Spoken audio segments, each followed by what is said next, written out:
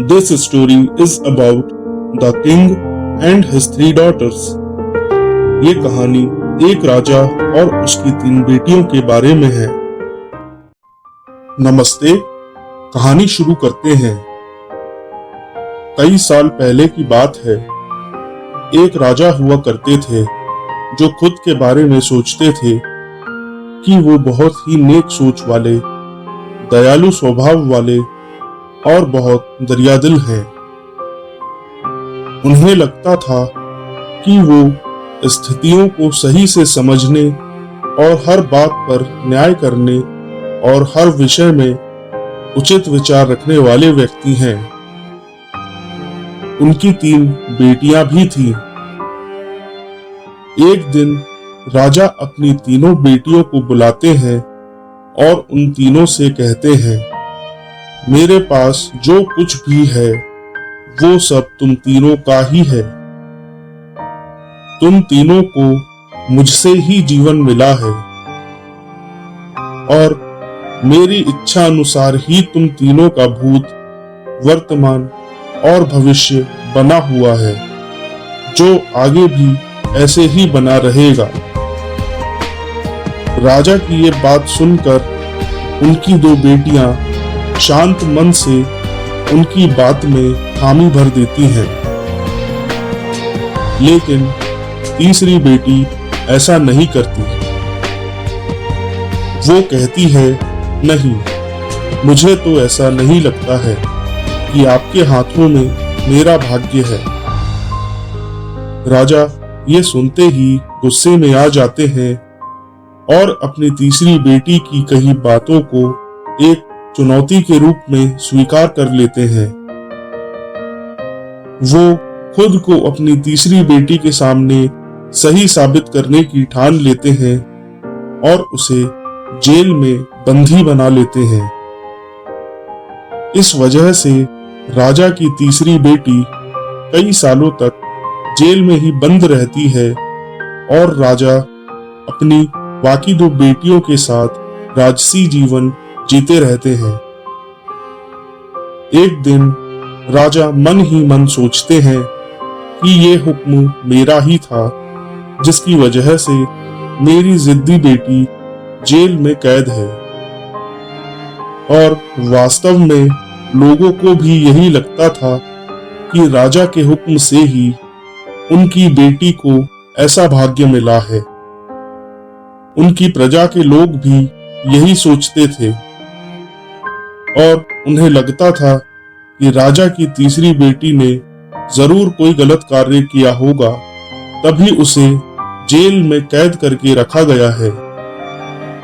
वरना कोई भी पिता अपनी बेटी के साथ भला ऐसा क्यों ही करेगा। राजा कभी कभी जेल में कैद अपनी तीसरी बेटी से मिलने के लिए जाया करते थे। उनकी बेटी बहुत कमजोर हो चुकी थी, लेकिन अभी भी उसके विचारों में कोई बदलाव नहीं आया था। मगर राजा अपनी कमजोर होती बेटी की हालत और नहीं देख पा रहे थे। एक दिन राजा अपनी तीसरी बेटी से कहते हैं, इस तरह से तुम्हारा जिद करना मुझे बहुत गुस्सा दिलाता है। अगर तुम इसी तरह मेरी आंखों के सामने रहोगी तो गुस्से में मैं ना जाने क्या कर बैठूंगा। मैं तुम्हें मौत की सजा भी दे सकता था, लेकिन मैं एक अच्छे दिल का हूं, इसलिए मैंने सोचा है कि तुम अब मेरे राज्य के पास के ही एक जंगल में जानवरों के साथ रहोगी। राजा आगे कहते हैं, उस जंगल में सिर्फ उन्हीं लोगों को रखा जाता है जो मेरे आदेश का पालन नहीं करते हैं। तुमने भी अपनी जिद की वजह से मेरी बात नहीं मानी, इसलिए तुम भी अब वहां मौजूद लोगों के साथ अपना पूरा जीवन काटोगी। इसके बाद तीसरी बेटी को उस जंगल में रहने के लिए भेज दिया जाता है। वहां वो फल और सब्जियां खाकर और एक गुफा में रहकर अपना गुजारा करने लगती है। उसके पास पीने के लिए झरने का पानी और ठंड से बचने के लिए सिर्फ सूरज की धूप का ही सहारा था। वहां की खुली हवा में रहते हुए और फल फूल खाते खाते वो जल्द ही पूरी तरह से स्वस्थ हो चुकी थी। उसने वहां पर खेती करना भी शुरू कर दिया था और धीरे धीरे अपनी गुफा को उसने अपने घर की तरह ही सजा लिया था और खुशी खुशी वहां रहने लगी थी। एक दिन उस जंगल में एक राहगीर युवक भटकता हुआ उस गुफा तक पहुंच जाता है।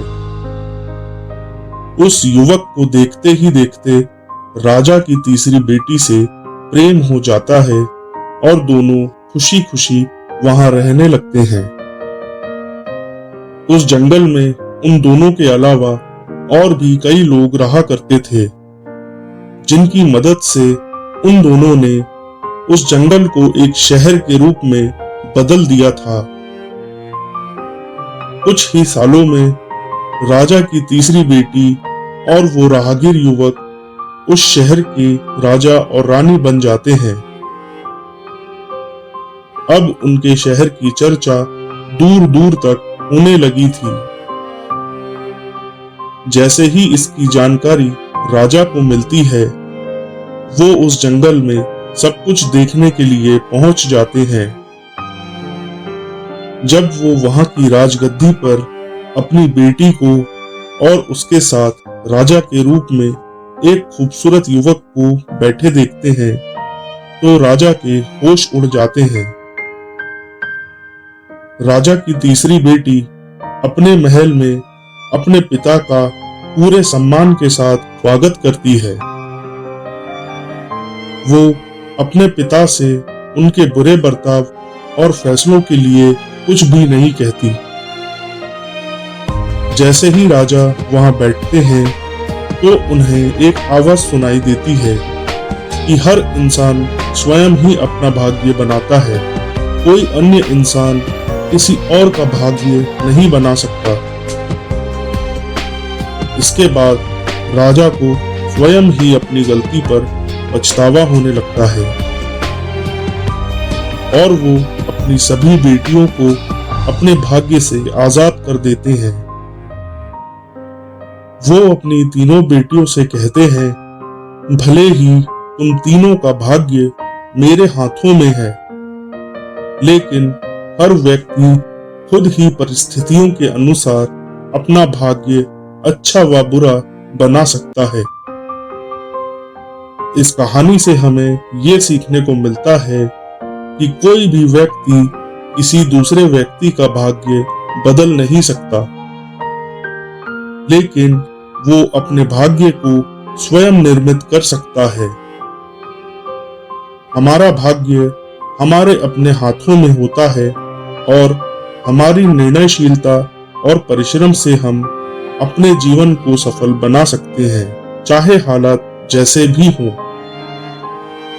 इसीलिए हमें हमारे निर्णयों पर विश्वास रखना चाहिए और उन्हें सही दिशा में ले जाने का प्रयास करना चाहिए। कहानी समाप्त। धन्यवाद।